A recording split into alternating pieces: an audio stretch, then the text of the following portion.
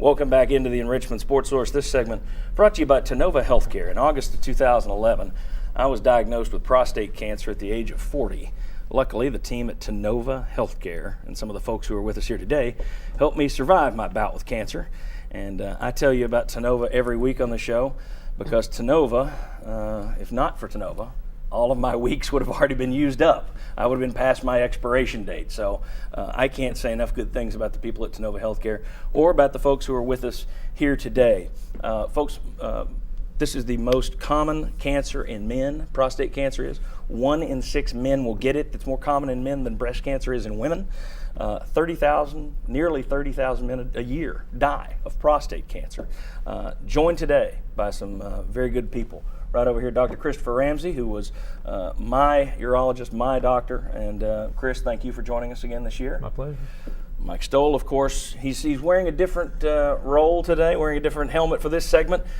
Intuitive Surgical is the company he works for. His company actually makes the equipment that a lot of people perform these surgeries with. And I'm going to get to these other two as we go through this.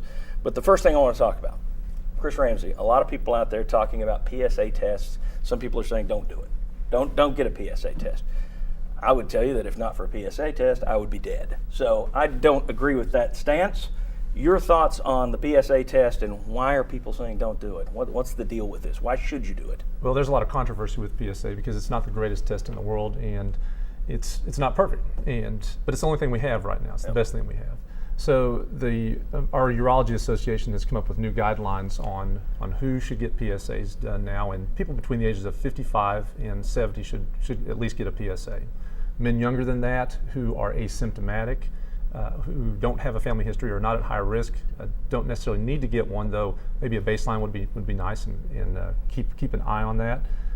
Patients who have a family history or who are high risk, including black men, definitely need to get a PSA starting at the age of 40 in a rectal exam. So those are the people who need to get a PSA. Over 70, if you're very healthy, then you probably should get a PSA as well. You may not have to get one every year, but make sure that the PSA is staying stable and not going up too high.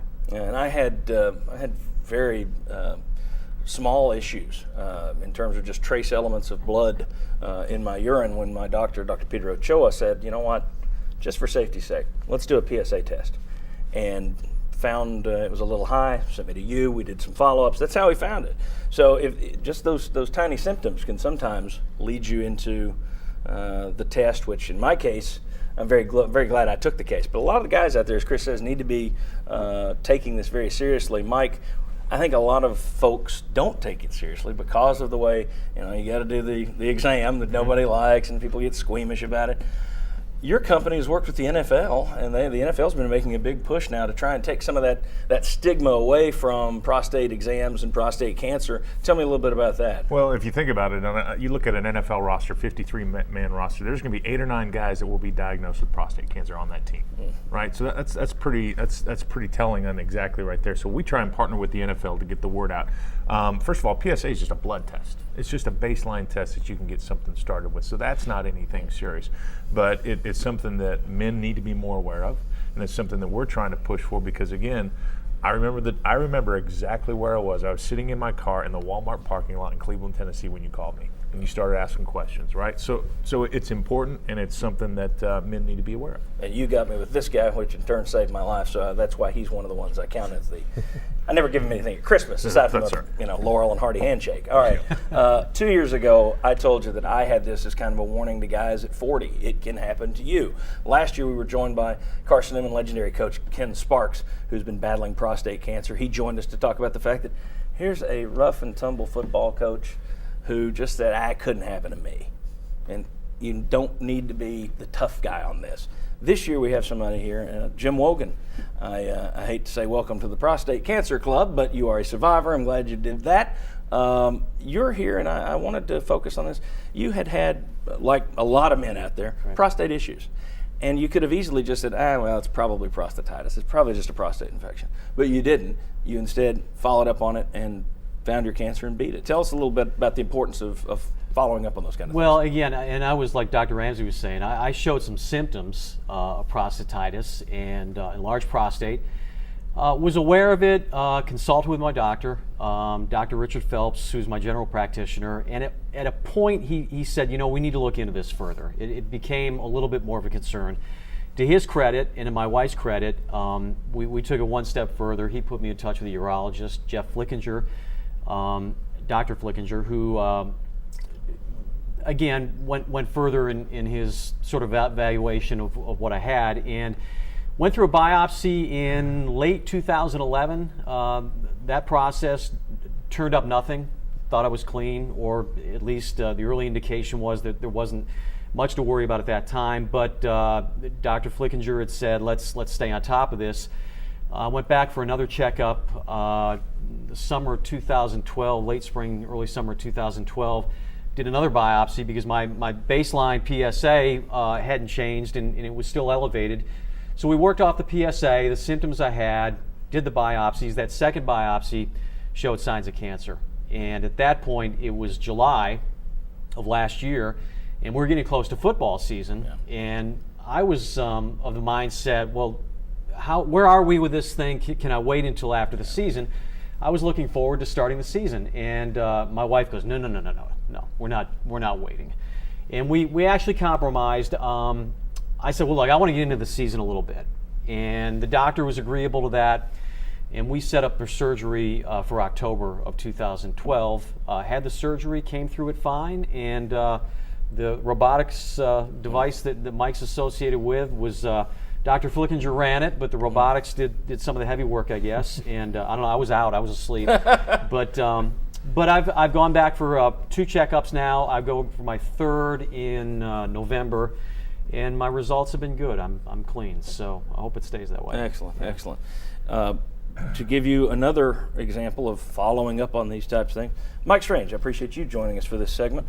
Mike, I know this past summer, it's kind of a summer thing with folks around here. I had mine in the summer. You had a bit of a scare this past spring, summer, in terms of your PSA level being a little elevated. You followed up on it. Thankfully, it was not cancer, but in hindsight, no pun intended on hind, but in hindsight, are you glad that you followed up on this stuff? Yeah, prostate cancer runs in my family, my father, my grandfather, so it's something I had monitored. And I've had an elevated PSA for quite a while and had checked on it, and it had been a while since I'd had a biopsy. And I saw Dr. Ramsey, I guess in the spring or early summer, and part of this, I might mention this: a lot of men, as you get older, you take testosterone treatments, and there's kind of a correlation there you got to watch. And I was in that situation, and Dr. Ramsey said, let's do another biopsy. It's been a while, so we did, and actually I was kind of expecting the worst because it runs in the family, but I came through the biopsy clean with good news.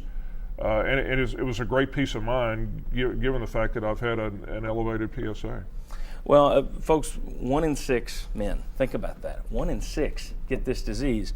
And if you catch it early, it's very treatable. It's very beatable if you catch it early. That's the key. So you got to stay on top of this. I want to thank all these guys for coming out here and talking about it. Over the last couple of years since we've started doing this, we've had at least 2 people that we know of who've emailed to say that because we talked about it 1 segment a year on this show, they went out and they got tested, they found they had cancer, they beat their cancer, simply because we talk about it on here. So we're trying to raise awareness. Another way that you can raise awareness is to get down, and there's a place here in town, some good folks. You've heard me talk about Cool Beans before. The folks that also have a hand in Cool Beans operate Central Flats and Taps right on North Central Street here in North Knoxville. They're having an event called Pints for Prevention, easy for me to say, Saturday, September 14th from 5 until 10 p.m. 40 beers on tap. Proceeds go to prostate cancer education, awareness, free screenings. It's a good cause. They're good people. That's a good restaurant. Get down to Central Flats and Taps on the 14th and take part in that. And for my sake, for all of our sakes here, all these guys are here saying this for your sake. Take this seriously. It's nothing to be squeamish about. As Mike says, it's a blood test. That's how you start the process. You take it from there. It could save your life. My thanks to Mike Strange. He'll be back in the next segment. Christopher Ramsey, I can never say thanks enough to you. Mike Stoll, always good to have you on the show, buddy. Great. Thank you very much. Jim, glad Sean, you a made pleasure. it through. A pleasure. And thanks for joining us. Thanks. When we come back in the next segment, what are we doing? We're going to play the lightning round. SEC picks for week 1. Come on back.